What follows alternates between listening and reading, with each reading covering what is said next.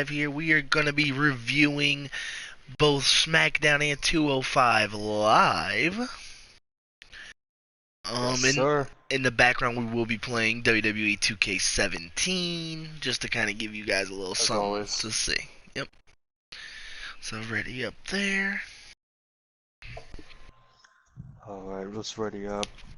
Let's do this. I'm Gonna be ready. so. You want to wait to the entrances, or you want to start doing some of the stuff we gotta say?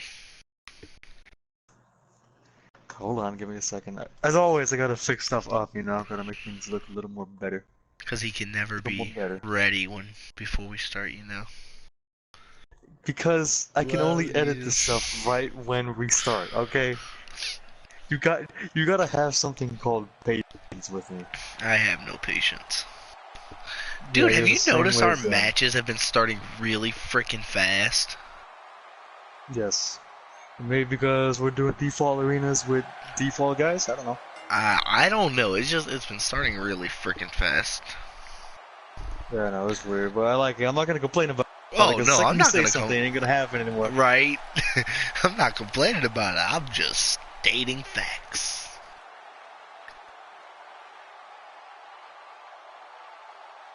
Alright, hold on. Hold on.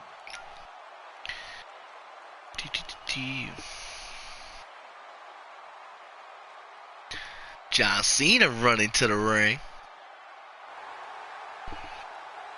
He's storming on you chumps like he's thunder and lightning. You're gonna start singing now? Is that how we go around here nowadays? That's how we do it. I Lord. actually love John Cena's theme song. I've always liked his theme song. Yeah, Like I can't I even like when it I don't honestly. like what he's doing at the time, I can't help but sing the damn theme song when it comes on. Do I think it's time to change it up a little bit? I do, but I still love his theme song. Right. Right. Alright. Smackdown. What you think?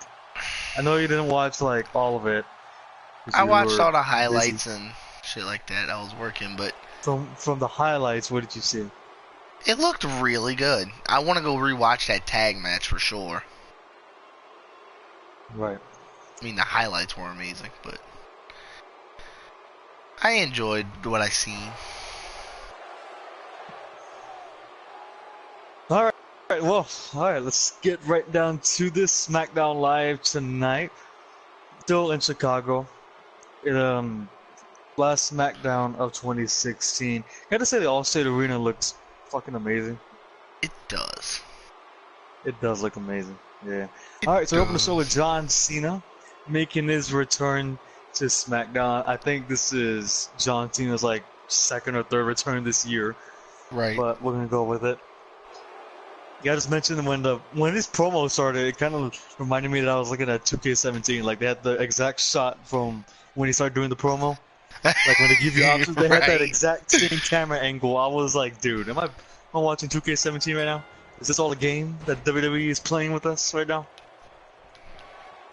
Nah, but basically, Cena just doing his Cena stuff in a promo, just hyping up the crowd, giving them praise and everything. But then he goes on to say that he's here tonight to announce that he's not done with the WWE and that he's sick of this new era BS.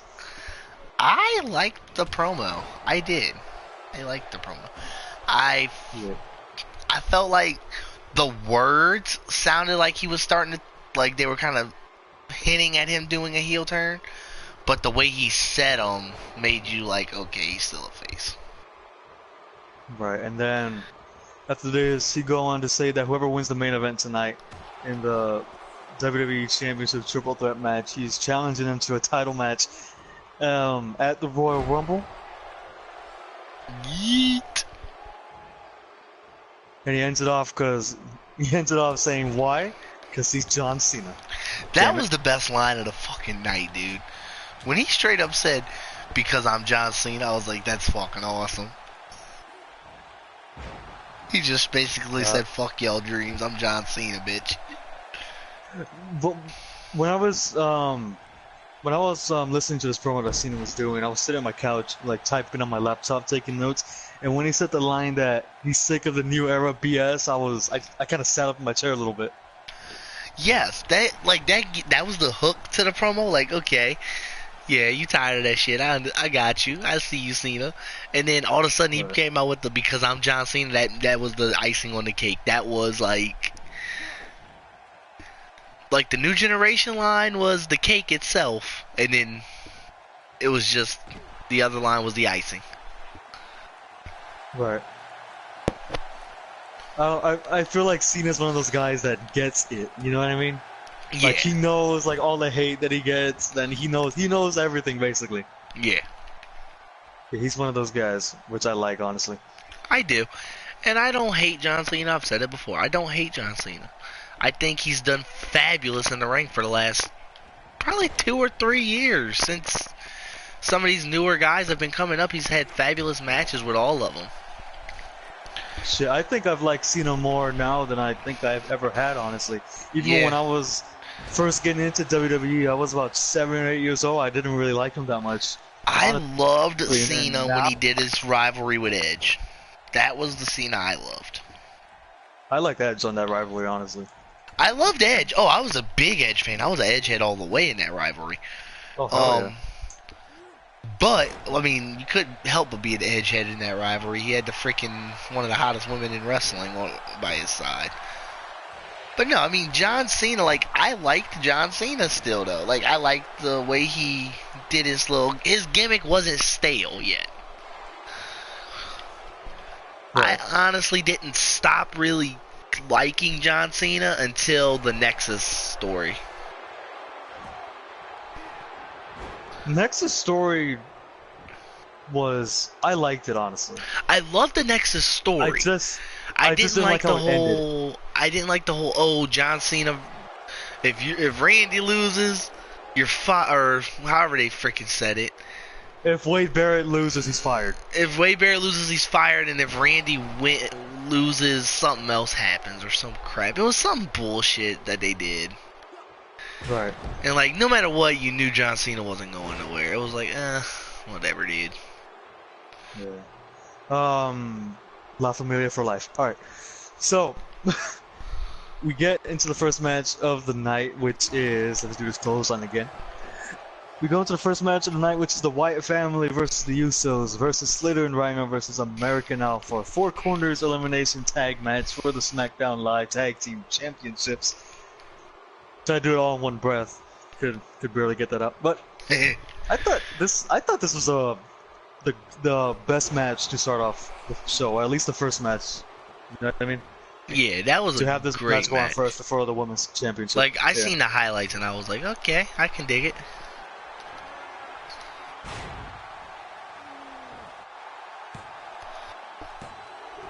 I had the Super But Cena it up on was you really right good. quick. And I like how JBL during the entrances say that SmackDown outdrew Raw in this in Chicago for the week, and I wouldn't be surprised if that's actually true. And it was true. I can guarantee you that was true. I mean, you had the title matches and everything. Like, everybody, like, SmackDown was the place to be this week. Yeah. And then and then JBL would go on to say that the Usos have been twins for a long time. I was like, this dude. I didn't hear that line. Obviously, I Oh want my- to say it was a joke. Oh, that is amazing. I love it. Because David Otunga was saying something about the Usos being a tag team longer than anybody else in that match, and then that's when JBL said that line. That is amazing. That is awesome. I love JBL even more than I already did. Yeah, JBL was great tonight, honestly. He was on fire. I freaking Alright. love JBL. Alright, so first elimination of the match happens when Slater, like, he went up on the top rope, and I don't know what happened. He just slipped off, and then right when he meets a super kick by one of the Usos, and then that's how Slater and Rhino gets eliminated from the match. I It was- seen that. It was weird, Yeah. but the super kick kind of not really saved it, but it was a good transition, I guess. Yeah. Yeah, it just made it look better. And I like how once again JBL tried to play it off like the ropes are slippery and greasy and stuff like that. Gotta love JBL, baby. Right. Oh, you dick.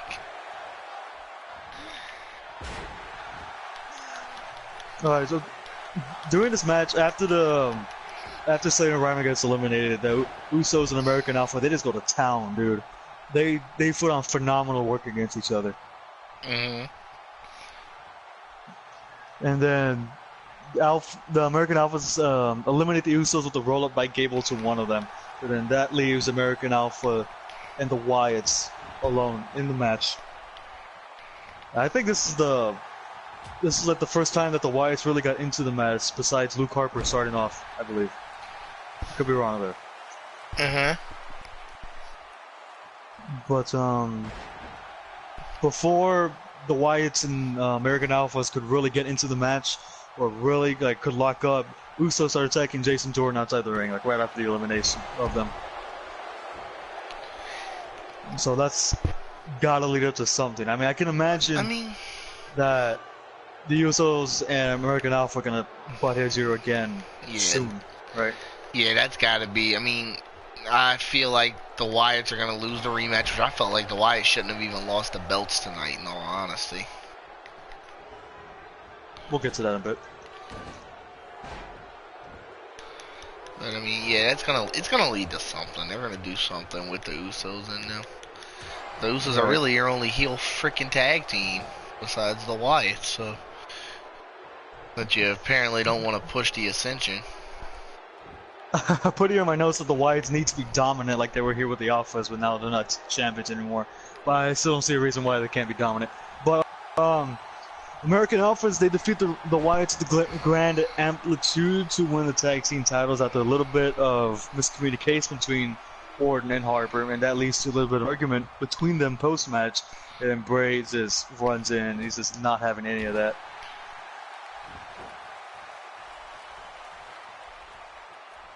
So, American Alpha's the new tag team champions. I'm gonna say that I'm glad the American Alphas are tag team champions. I'm happy that they're champions. They're a deserving team. They are. They don't need it. I'm happy, but I feel like, well, here's the thing. Like, I will say they don't need it, but I feel like now it kind of like solidifies them as a top team. I mean, yeah. But on the flip side of things, the Wyatts only hold those belts for 23 days. Like, that reign should have been a hell of a lot longer than it should have been. Right. Right. So I'm neutral on the situation. I'm on the fence about it. Like, I'm happy. I'm really happy. Don't get me wrong that American Alphas are champions. But I felt like the Wyatts should have had a longer reign than they did. Yeah. I don't know. I feel like they screwed up with the way they did it, and it kind of solidifies that we're getting Orton versus Bray again soon, in my opinion. Like anyway. Elimination Chamber or something. It's going to end up probably being at Mania if I had to guess. Probably Mania in a stipulation match. I don't know, but Bray Wyatt has to be like the worst guy, like creatively, right? Yeah. I mean, I feel like you could do anything you wanted with him. Like, I feel like he could find a way to pull it off. I feel like there's a lot of stuff that they have planned for him that they never quite pulled the trigger on. Right. I mean, I feel like Bray Wyatt's one of those guys that can pull off anything, though. And we're talking about guys that don't need the titles. Bray Wyatt, I really don't think needs it. It would be nice for him to hold a title, get me wrong. But I feel like he's a character that doesn't need a title. I'm sorry, I just feel that way about him. I agree with that. I mean, he doesn't need it. Well, he doesn't need to an extent. Because, I mean, people are starting to overlook him as a singles competitor. Right. I mean, even when he won the tag titles, he didn't, he didn't even really ever hold a tag title. He freaking handed it, he told Harper to keep it. Like, well, they were going with the Freebird rule and everything. I understand that, but at the same time, Bray never held that damn belt. He held it when they wanted, and that was it. At least he held it once. Like, he held it for a second, and then he just gave it back to Harper, like, take it. At least we can now say that there is a WWE Smackdown Live Tag Team Championship reign under his belt, no matter how That's long it was. true. That's true. I feel like he needs to be put into that world title picture.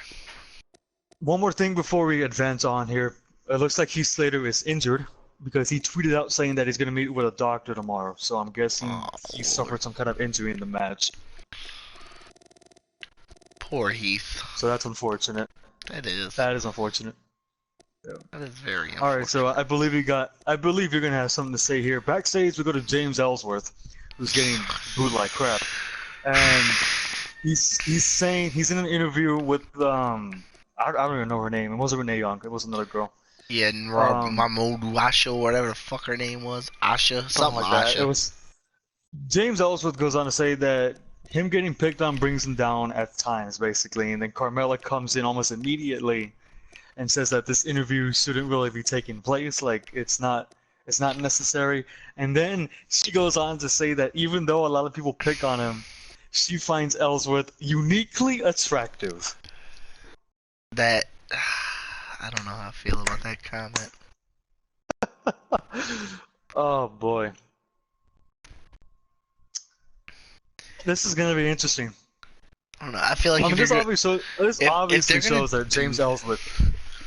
If they're gonna do this, they better have a Carmella striptease planned or some shit. Like I pay money to see that. I need Carmella to like give him a lap dance or something. Fuck. That needs to happen. It does. Well, what you about to say? Fuck. Like, I was gonna say that. I guess this shows now that James Ellsworth is still gonna be on TV and still gonna be relevant and still gonna have a thing here. I don't know what exactly is gonna happen, but he's still here to say. Like I said, I don't hate Ellsworth. I've never hated Ellsworth. Yeah. I think they could do good with him if they book him right. I don't think now. Do I think they've booked him right thus far? No way in hell. But I still feel like they could do something with him. What kind of match is this, by the way? Falls Count Anywhere. Okay. Yeah. Okay. But yeah, I mean, I feel like you could do it right if you book him right. I think this Carmella angle ain't gonna go anywhere. I think it's gonna flop, but you never know. It might work. No, you never know. All right, so next match you go to Alexa Bliss versus Becky Lynch for the women's title. Alexa gets a great pop, which I fucking love. Chicago crowd's lit tonight. And this was a good match. I liked it, honestly. It was really great, like technical match between these two ladies. I enjoyed it. I don't know. You saw the highlights. I don't know what were in the highlights, but I thought it was really good. It was good from what I seen. The freaking ending, though, dude. When I seen Alexa's arm, I was like, "What the hell?" Now, it was. Here's the thing, like Alexa, like her elbow was like dislocated, and then she just popped it back in, and just like went after Becky immediately after. I'm just gonna say that she's double jointed. Yeah, that's my she's theory double right jointed. Like as soon as they did it, there's no fucking way that she dislocated, popped it back in that quick, and was like, "All right, I'm good." There's no way. She's double jointed, or she's dislocated it before. Which I believe she had. I don't know. I don't know if she has. If she's not. Well, you don't have. If you've done it before, you don't have to be like double joint to it at will, basically. I guess you would say. But if that elbow really got dislocated and then she just popped it back in and just continued on with the match, she's fucking badass. I love her. She is the champion I want. I love her even more for that. Right? I honestly, I thought Becky was gonna win this match. I didn't. Going into this. I kind of felt like they were gonna run with this Alexa Bliss thing right now. I felt like they didn't have any reason not to run with her. Right. Like, I mean, she's been good so far, dude. I know a lot of people are giving her crap for reasons that I don't really know, because I haven't really been like following up on what people have been saying about her. But I know a lot of people have been giving her a bunch of crap, saying that Becky Lynch is more deserving. But I think Alexa Bliss, so far as champion, has done really well. To anybody that says Alexa Bliss isn't a better champion than frickin' Becky Lynch, Y'all are fucking morons. I'm gonna tell you that straight up. And if you don't like it, I really don't care. The fact that Becky Lynch's whole title reign was her saying the exact same line 80 times, I'm Becky Balboa. Oh, shut the hell up. That her title reign flopped. She sucked. Bottom line, she's always been the worst of the four horsewomen. She's always gonna be the worst of the four horsewomen. Get over it. Who do you think's next for Alexa after this whole thing? Probably Nikki. Nikki, you think? Yeah. That's the only other face on freaking Smackdown for the women's division. Unless they bring up Mickie James. Well, they are bringing Mickie. She'll be here in January. They already confirmed that. Maybe her. I don't know. I could see Mickie. They Maybe need somebody Naomi. for the Rumble for her. I could see Naomi getting her little thing in. I would love that, honestly. Oh yeah, I think it would be an awesome rivalry. Like I said, there's a few. Maybe turn Carmella back face with this whole James Ellsworth thing they got going on. I think it's too soon to turn her back face. Yeah, but I mean, it wouldn't be the first time that they've done it. Big Show. Right? Shit.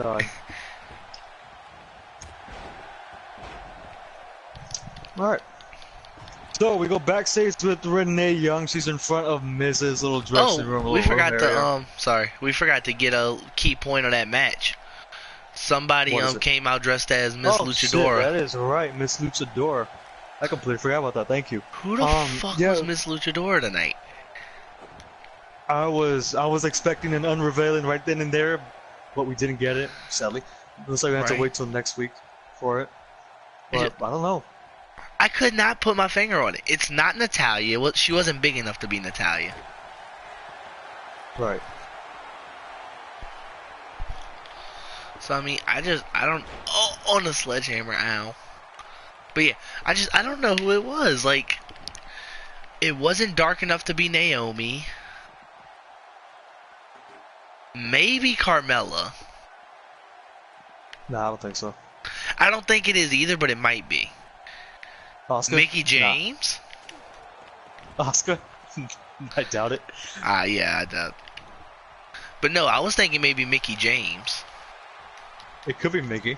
I wouldn't be surprised. I mean, throw her right in, make her a heel, and have her help out your champion to kind of get her name in it.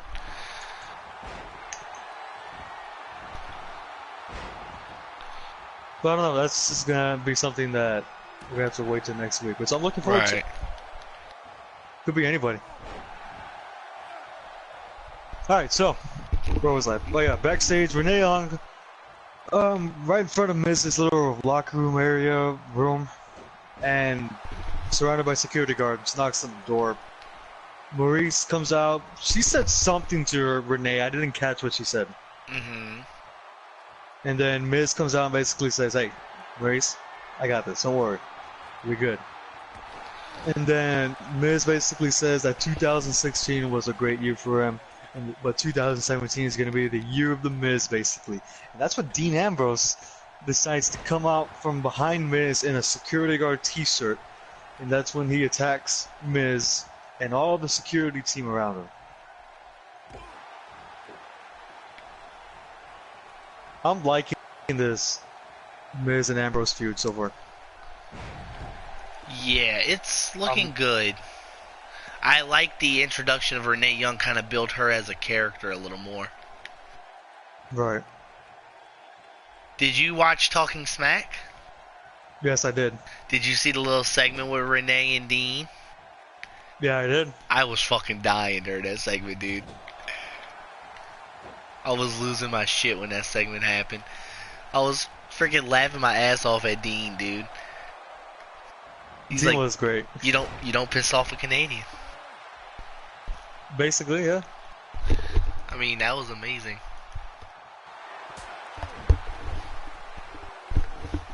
So this is when they go to commercial after this segment, and this is when they announce that it'll be The Miz versus Dean Ambrose for the IC title next week on Smackdown. We're having championship matches left and right on the show.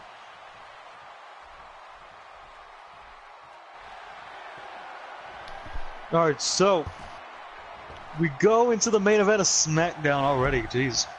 We go into the main event, which is Baron Corbin versus Dolph Ziggler versus AJ Styles for the WWE Championship in a triple threat match. And this, What the hell was that? I don't know. You have to agree with me that this was fucking match of the night. It has to be. Oh yes, It has to be. The tag match came close, but I think that blew it out the water. Tag match is a close second, but Can main I event was just off the say charts. they made Dolph look good tonight? From my point of view, They made Baron look good tonight, dude. He dominated like yeah, that's what I'm 70% of saying. the damn match. But at the same time, like everybody got their spots in, so they nobody looked weak. I loved it. But can I just mention during the introductions when they were introducing AJ and the announcer was like, who would like to be referred as the face that runs the place, and AJ just points at him and just points at his face like, you know the deal. That was great. That was hilarious. Right. That was amazing. Phenomenal. Get it? They did awesome tonight with that whole thing. Just everything they did tonight as far as the title, building the title up and everything else, they did perfect. That was amazing. I was glued to the TV the whole time during this match. The only downside was the damn commercials. Jesus Christ! Every time I get into the match, a damn commercial would happen, and be like, "Come on." Can I mention that whole the end of days zigzag at the same time spot? Yes. It was Corbin would hit an end of days to AJ Styles, but at the same time, Ziggler would hit a zigzag to Corbin. Dude, that freaking spot was amazing.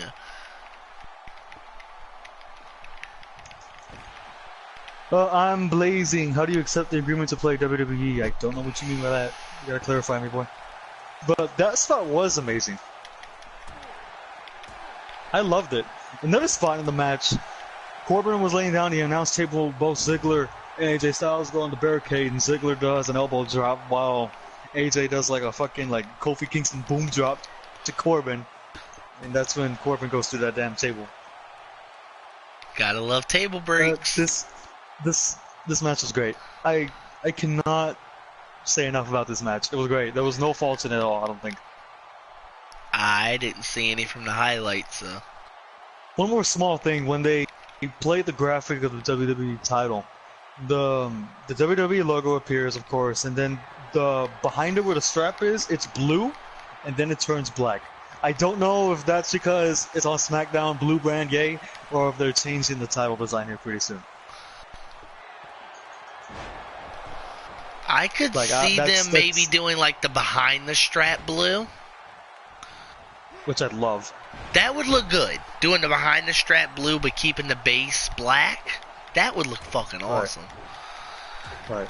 But I don't see them changing it from pure black to pure blue. I feel like you got your world title, why change it? I mean, it looks good. Nobody's bitching about it yet, and you know if you change it, everybody's gonna bitch. Even though I think it would look good. Blue? I think it would look good. I don't know. I gotta see it in order for me to have an opinion on it, but I don't know. I don't know how it would look. I gotta look on 2K17 for that. Oh, you know they got it. Alright, so post-match, of course, AJ Styles beats, wins the triple threat match by pinning Corbin after a phenomenal forearm. After end of days, Dolph Ziggler to retain the championship. Post-match, Cena comes out and they basically, Cena and Styles do a handshake, do a little bit of sportsmanship and respect, in Cena's words. And that's the end of SmackDown. SmackDown was amazing. The end I loved. I loved the end. The little thing with John and AJ, the handshake and all, I like that. Right. And to me, this is kind of their way.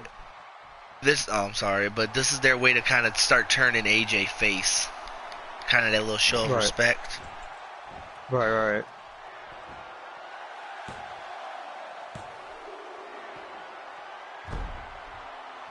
How do you agree the EULA when you first get gamed? I don't know if you mean by if you agree to an agreement or something, but I don't know what you mean by that. Alright, but yeah, SmackDown was great tonight. I loved it. Way better than Raw, I'll say that much. Oh yeah, Obviously. but I mean, we knew that coming in. Of course, of course.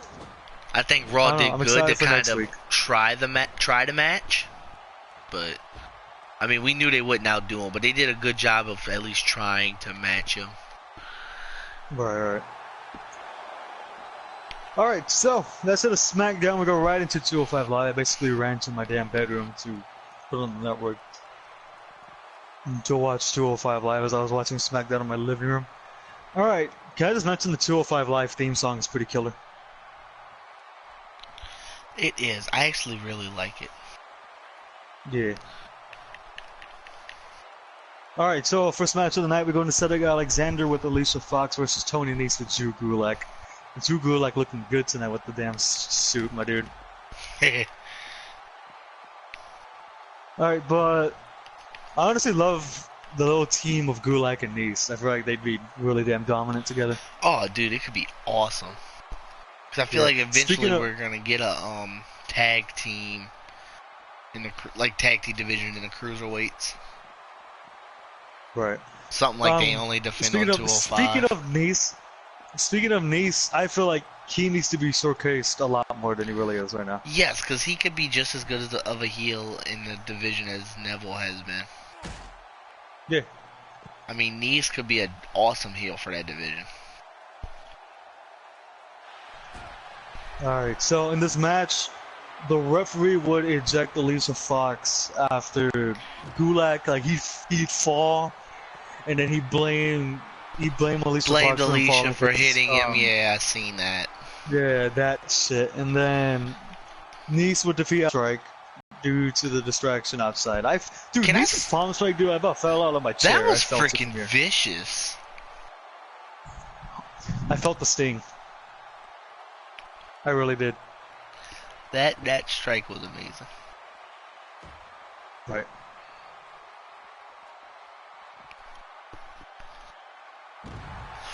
Did you just? Oh my God! You ate chair. You ate chair, sir. Agree to agreement when the suits. I'm sorry. The policy should just pop up. Should be able to agree it from there. All right. So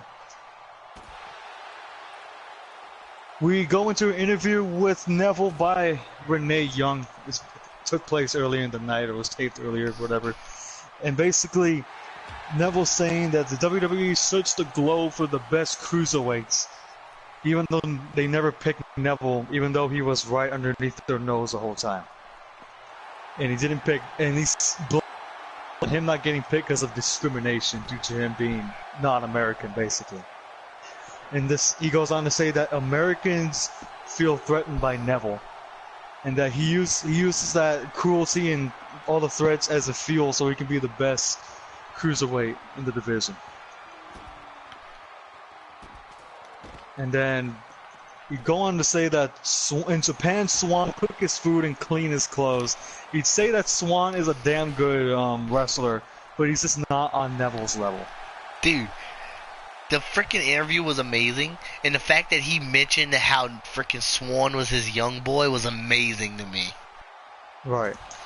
I loved it. I love this interview, dude. And the fact that he actually used the term young boy was awesome. I never thought I'd hear that term outside of Japan and ROH. The young boy, man. It's all about them young boys. Never say that shit again. You sounded like a fucking pedophile. But anyway, no, for those that don't know, the young boy of, for Japan or ROH or whatever you want to call it, is basically the new up-and-coming guy. He basically is he gets trained by a veteran, and he has to do, basically whatever the veterans say. It's kind of their form of hazing, I guess you could say. Right. But, yeah, that's just basically what it is. I just wanted to inform everybody for those that didn't know. Right. Alright, so next match we go into Mustafa Ali versus John Urnit. I think I'm buffing that name up so bad. But you go into this match, and then Urnit gets injured early.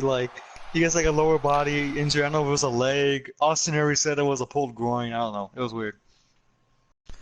But then It was a quick match, and Mustafa Ali wins with an imploding 450 splash. That was amazing. That was great. That is amazing. Right. And, I mean, I guess you can agree here that this was basically a showcase match for Ali since they were in his hometown of Chicago. Yeah, I guess you could say that. It's funny because after the match, Aries would say on commentary that that move needs to be called, the imploding 450 needs to be called the 054. I thought that was great. Can I just That'd be say, a cool name, Aries? honestly. I'm confused if he's gonna be a heel or a face because, like, when he was talking crap about Neville, but at the same Uh-huh. time, he's talking crap about faces throughout the show. Dude, he's gonna be that guy that doesn't even care about anything. He's gonna do what he does, and he's gonna be the, the heel in the division that everybody fucking loves. Right. Like Kevin Owens. He's gonna be the Kevin Basically. Owens of the cruiserweights. Basically. See, no, I need him to come out and be a face, because I want him versus Neville for the belt. That'd be sweet. That would be amazing. Even though I do feel like Aries needs to be not in the cruiserweight division, but we'll go with it. Something to start him off. Let him make his mark there All right. first. It So, gets him to the main roster. We're gonna go into Jordan's favorite part of the show. We have Ariya Daivari versus Jack Gallagher in a gentleman's duel. Jewel. Can I just say this was the greatest thing of the year. Yes. This is fucking amazing. That is accurate. This was amazing. Yes. So they have a table in the ring with a frying pan, a rope, a lead pipe, an umbrella, a wrench, a candlestick, and a teapot. The fact that Gallagher mentions that he got the candlestick from Colonel Mustard is amazing. Yes. That had me freaking rolling. Everything Gallagher does has me rolling on the floor. It's great. It's great. And then Daivari picks up the pipe, and then Gallagher picks up the umbrella. And then they go by the rules, which is basically, I mean, you also know what the rules are on the duel. I mean, it's kind of straightforward. Where stands in the center, back to back, pace. They step away from each other, turn around, and they do what they do. That was fucking awesome. I mean, I can't describe it in any other way other than it was awesome. Right. So Daivari was like, he didn't give a crap. He just swung right away, but Jack Gallagher dodges it and hits Daivari with the umbrella. The umbrella. Dude, can I just say, freaking Gallagher was amazing with that damn umbrella. He was. He reminded me of like a damn British spy movie. Just hitting bitches with an umbrella because he can. Right. And then Daivari got the upper hand and attack him, and then Gallagher would come back again with a headbutt and hit a running drop kick to Daivari. And the official decision would be that Jack Gallagher wins the duel via forfeit. This is amazing. This was great. I loved it. That was amazing. I love that they did this, honestly. Alright. So we go into the main event of 205 Live, Neville versus Rich Swann. This was a non-title match, I'm correct, right? Yeah, non-title. Yeah, I thought this was a title match going in, but it wasn't. Alright. So, Neville against Rich Swann, like I said, in the main event. This match was great. 205 Live was great tonight, honestly. Like, it was a bunch of hard-hitting, high-flying spots. It had its slow paces here and there, but it's mostly a fast-paced match with you both expect with these kind of guys. Right. They did well. There was a lot of big strikes and stuff like that, so they did good. It had its mixture of, yeah, like I said, mixture of high-flying, technical, hard-hitting, and you got that powerhouse style of Neville. Right. And then, can I just say, I don't know if you saw this in the highlights. Again, I don't know what they showed in the highlights. The damn hip toss by Neville to Swann, like to the LED board, was vicious. Yes. Now I don't know if you saw it. It was basically the same spot from Raw. Yeah, I seen it. It was. Can I just say that everything Neville does now is vicious? Basically, yeah. And then okay, one more thing to add on this match about commentary, about Aries actually. The fact that he acknowledges that the crowd chants for him. I fucking love Austin Aries, dude. This is why he's the greatest man that ever lived. Yes. Come on. That is accurate. It was amazing. I loved it. So, like I said, great high flying spots. A great Tiger Bomb spot by Swan and Neville. I thought it wasn't gonna hit that for a sec, honestly. I thought he was gonna mess that up, but he didn't. Props to him. Showing off a little bit of his strength more than his high flying. And I liked how not just Neville. I like how not just Neville, but hello Hope. I like how not just Neville, but what's it called? Rich Swann as well. So a little bit of like a mean streak to them in this match. Like, right. They seem determined to win this fucking match, which I love. It was great. I like the work by both men was amazing. Yes, just the match. I mean, I feel like anytime you get Neville and a guy like Swan in the ring, it's gonna be magic. They did really well. They really did. I loved it. And with the limited time they had for 205, made it even better. Speaking of time, I had a question before you going into this. For the cruiserweights, do you think it's like they did in the CW? I don't know. You think they benefit from it? You think it hurt them? What you think about that? I think it might hurt them in the long run. Just because, I mean, certain guys, like, it doesn't let you see what your guys can do for when you do want to put them in those longer matches. Right. So, I mean, that's just my opinion, but, I mean, it could work. It could. I mean, you never know. I never know until you try it. I say that when the CWC happened. But, I don't know. I just thought that was a question I'd bring up to you, speaking of time, because you mentioned it. Yeah. I feel like some guys, sometimes they could do a lot more with time. Right. Tell her I said hi, or hi, Maddie, whichever one you want to do, Hope. If she's not listening, if she's just kind of watching. Oh my. Damn, that glitched so much for me. Yeah, it did. Alright, so the fact that you keep kicking out of every fucking thing in every match is pissing me off. Alright, so Neville will defeat Rich Swann with a superplex. Just a superplex, not a right arrow, not like any signature move. Just a straight up superplex. Yeah. Which honestly caught me off guard. I liked it. It was surprising. I'm not gonna say I hated it or anything. I liked it. I liked it, and I think it sells Neville as like a badass heel in a way. As far as he just put a bitch away with just a superplex. He didn't even have to like hit his finishing move to beat the champion. Right. And I'm gonna say this right now because I know a lot of people are gonna say it that neither man looked weak in this match at all. Right. They both got this offense in. They both look great doing it. I mean, Swan hit what? All three of his finishers? Maybe, yeah. I think so. I think the only one he didn't hit was the 450. Right, he hit the he hit the spin kicks. He hit the I forgot what's called Fabulous Voyage, something like that. I forgot the name. Fabulous Voyage, yeah. It's like a fisherman buster basically, or some shit like that. Right.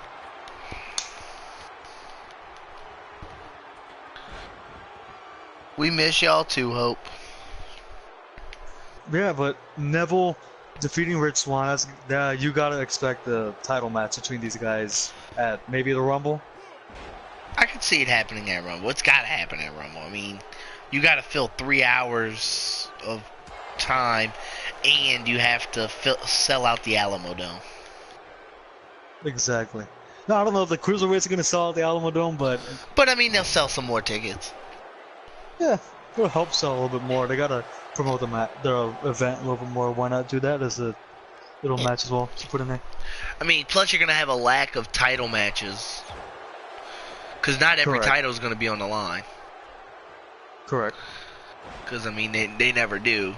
Shit, I mean, what? I think it was the United States title that didn't get defended last year's pay-per-view? No, it did get defended. All titles got defended last year, I believe. Did they? Because it was Kalisto and Alberto Del Rio. Oh, yeah, I forgot, but they didn't give him a whole lot of time. Nah, dude. Which is why they usually don't defend every title at the pay-per-views. Right. But, I mean, I think they got to do it. It's either that or they do it on 205 next week. Right. Which I can see happening. Yeah, As do well. it on 205 and then give him his rematch at the Rumble.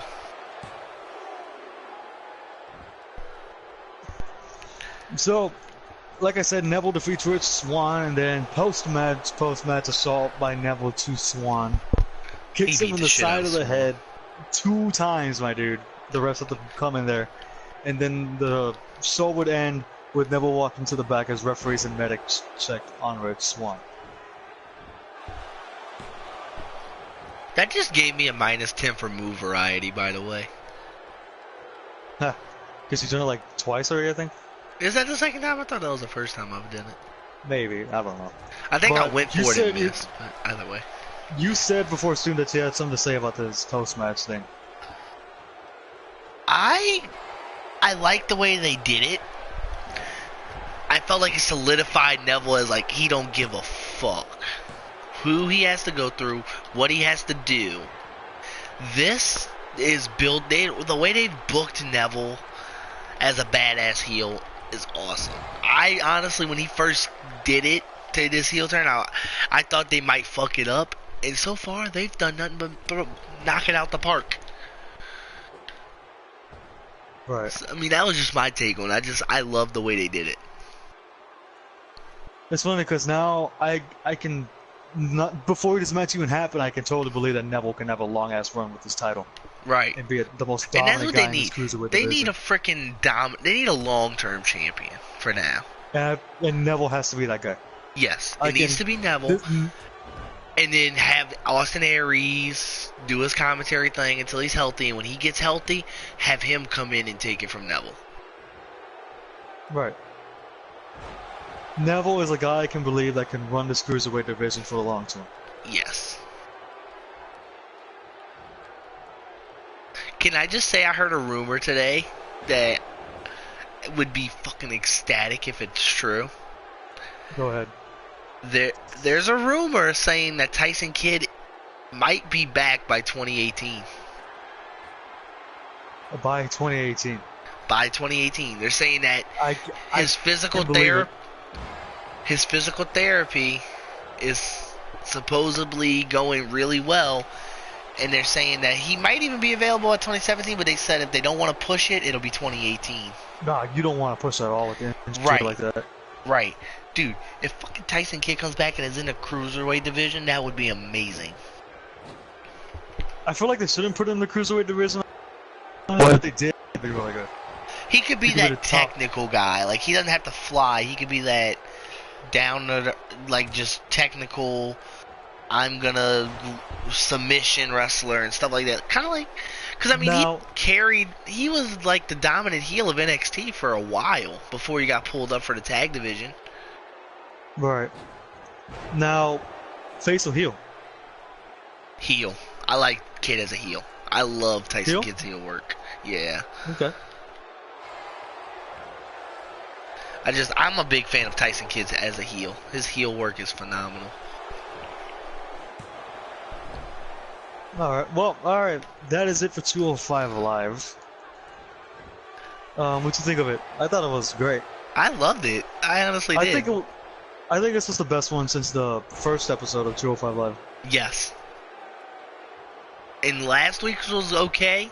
This one was really freaking good.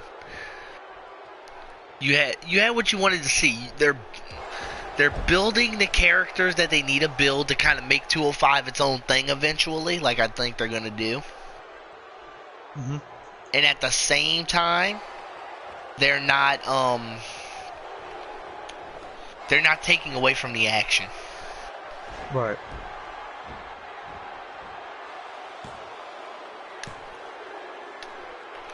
Well, I appreciate that, Hope. Tell him I said thank you. Hope's cousin said I sound like a professional YouTube gamer. That's far from the truth, but okay. Oh, fuck you. But anyway. Alright. Alright, so, good way to end off WWE for the year. I loved it. Yeah. That was great. Raw was a bit shaky, but Smackdown picked it up a lot. Yes, it did. And now I get to do my rant. Yay! Alright, so, Jordan, before we started streaming Jordan, I agreed with Jordan that he wanted to do a little bit of rant here. Not to do with Smackdown, to do with 205 Live. It has to do with Roman Reigns, right? Yes, this one's a Roman Reigns rant. So, I'm gonna let him have the floor. He can say whatever the hell he wants. I'm gonna let him go. You go ahead, sir. Alright. I'm gonna start by saying people have forgotten, like, they don't know why they boo Roman Reigns anymore. And let me elaborate on that. People have become so accustomed that, oh, you hear his music, you immediately start booing him, that they don't take a second to stop and think, why am I booing this guy?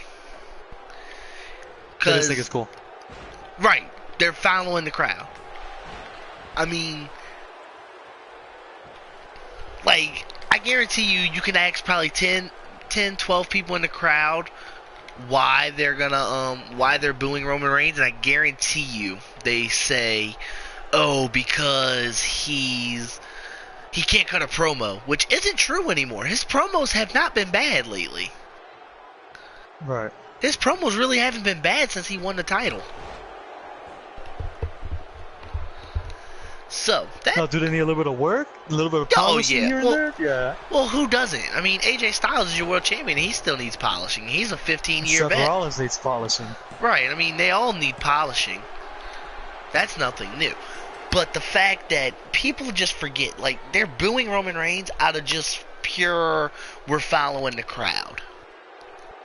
Right. That's my first part of this rant. My second part is, how do we fix the booing of Reigns? Make it where you want him to be booed.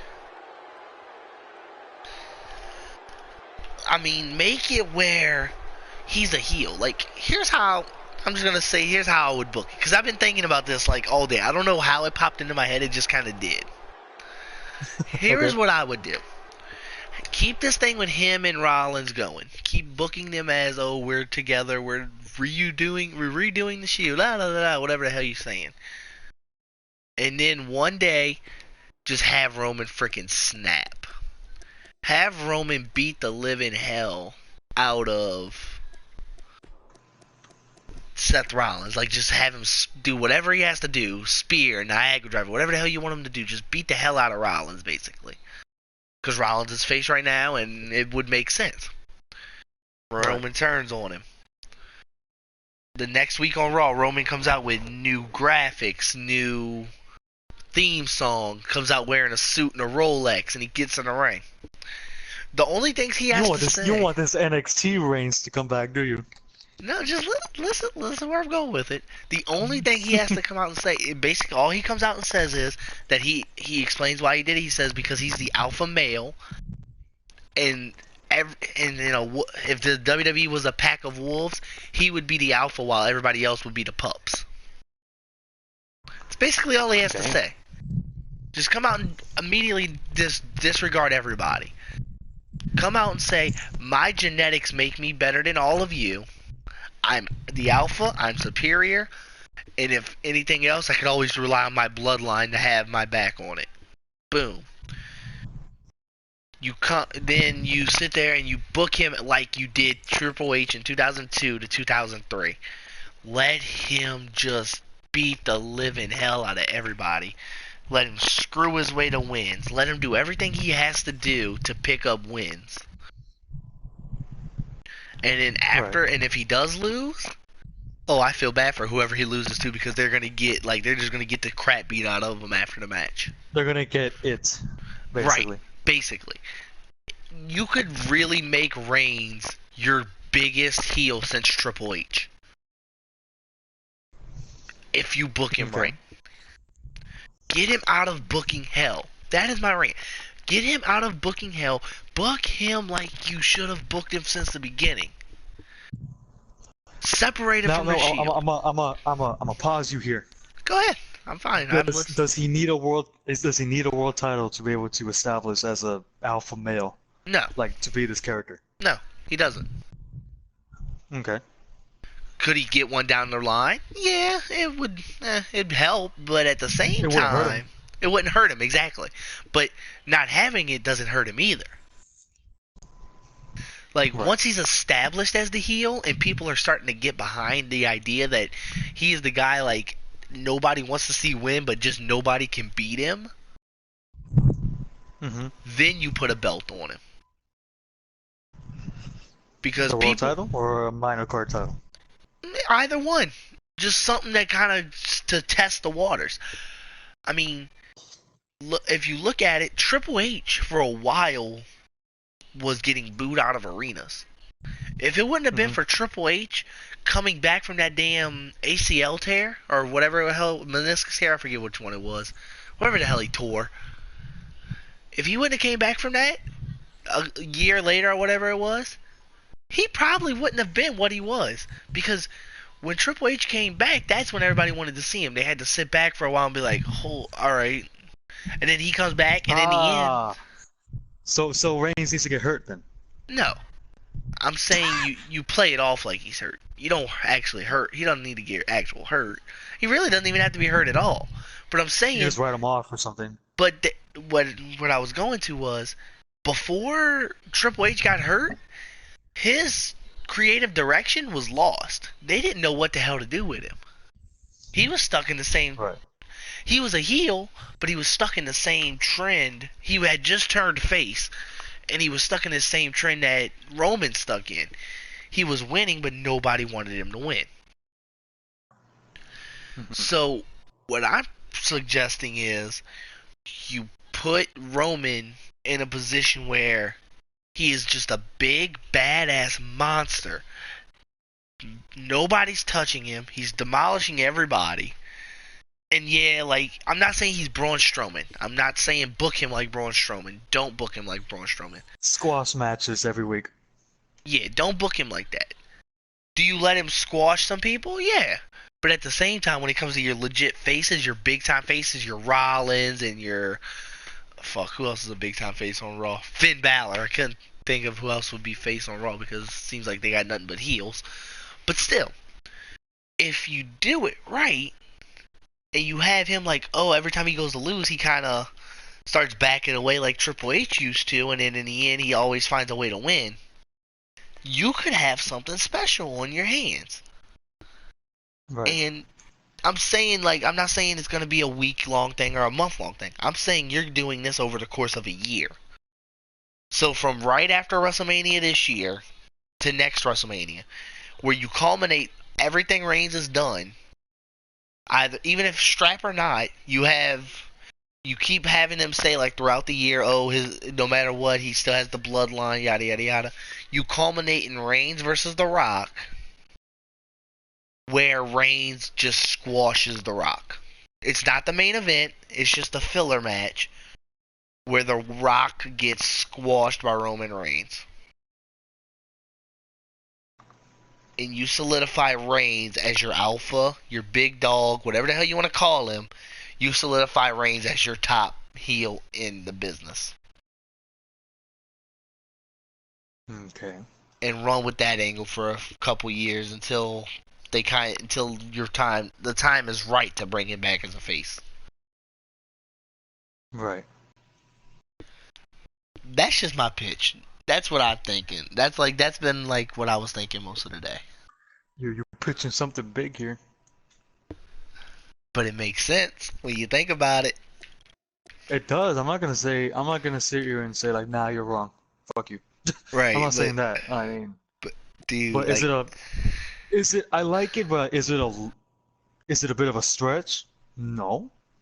Can happen easily. Will the WWE do it? Probably not, because they're scared to do it, I think. I do. But I agree with that.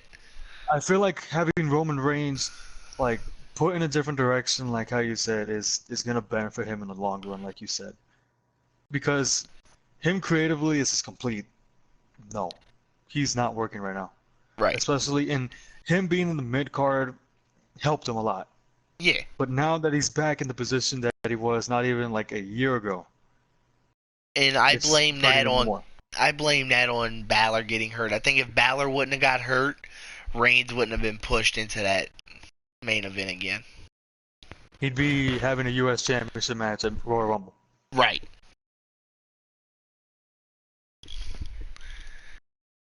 No, I mean we're not gonna sit here and be like, "Fuck you, Balor."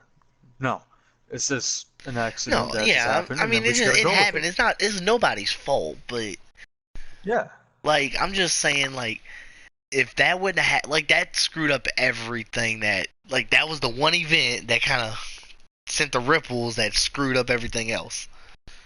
right. I mean, I felt like this was gonna be Reigns' like time, and I felt like you have a mid card on Raw that if Reigns is focused in mid card, you could set it up perfectly because Reigns in the mid card could have in the end turned heel and then went against Sammy. Okay. You could have done his alpha. You could have done the alpha versus the underdog from the underground. You could Correct. have built it perfectly. The problem is Reigns can't focus on mid card because you're forced into having to throw him against Owens. You don't have any other option at the moment for Owens. I mean, Right. anything short of Chris Jericho turning face, which you really don't need right now. No, you don't need that to happen. I mean, and you're not going to do a heel versus heel. You never do. I mean, I think like this would they need to get this match at Rumble over with, and they need to bring in whether it be a legend. They need to bring somebody for Owens. Right. That way you can do Seth versus Triple H. Owens has his thing going on. Roman has his, and you're separating it. You're spreading it out, and it gives you enough stuff to last 3 hours. You gotta fill out that damn time. Yeah. Right, and that's the problem. They got so many damn injuries, they can't fill out the time. Injuries has plagued WWE for Right. the You got past injuries year. or you got single superstars that you threw into a tag team, which it's worked with Sheamus and Cesaro, don't get me wrong, but at the same time, that takes away from your single card talent that you need. You have enough tag teams. You do. You don't need them in the tag team division. You just throw them together because you wanted to kind of shake things up. Which I understand and it worked, yes, but at the same time, you have a lack of mid carders and a lack You of gotta. world contenders. They gotta think long term here with this. Exactly. And I feel like they're trying to scramble to fill in the spots that they're missing with Balor right now. Which is Right. why I think Raw has been so bad because I think their plan since the get go was for Balor to be the guy. And then when he got hurt, they basically Got not threw in together, do all of this in together last minute. They just basically scrambled and was like, "Holy shit, what do we do now?" right. Which is why I said I think Samoa Joe needs to go to Raw. Somebody from there, They either need Joe, you need to Nakamura. put Joe because I think Shinsuke should go to SmackDown because you're not going to have Cena much longer either. Despite Right. whatever the hell he said, Cena's gonna realize within. I mean, yeah, he's gonna be there, but he's part time, and then Orton's part time. You got all these part time guys that are fine. They're there a few. They're there like 5 or 6. They're there like 5 months. They take 2 months off. They're there another 5. I Right. understand it. It makes sense, but at the same time, you need a guy that's there 360, whatever, 365. You need a And there. Nakamura's a dude. Nakamura is a guy like that. And he's also a face, which you need on freaking SmackDown right now. You need a face that you can believe, like, is gonna be, you can believe in, I guess you would say. I mean, the way they've booked Ziggler, they screwed him up. They've screwed up Dean Ambrose as the face you can believe in that can beat the big heels.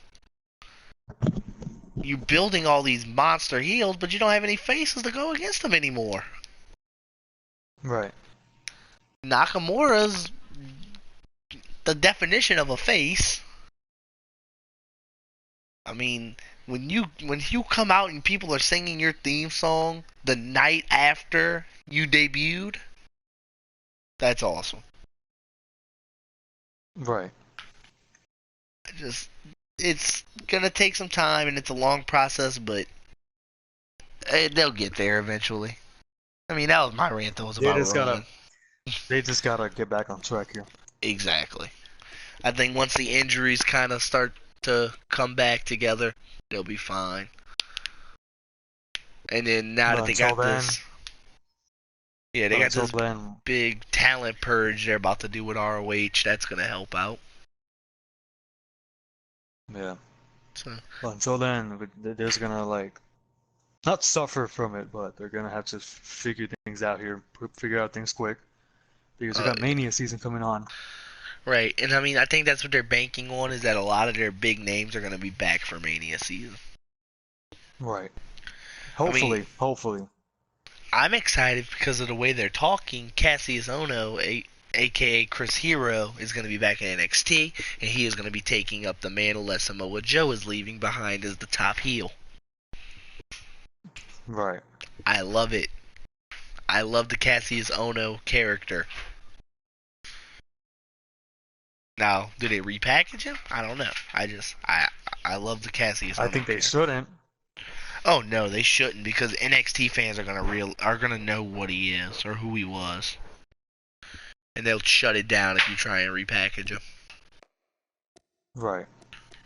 But alright, guys, All that's right. going to be it for this one. Till next time, this is Anomaly Games, joined by Soundman Gaming. And we're going to be signing off. Y'all have a good one.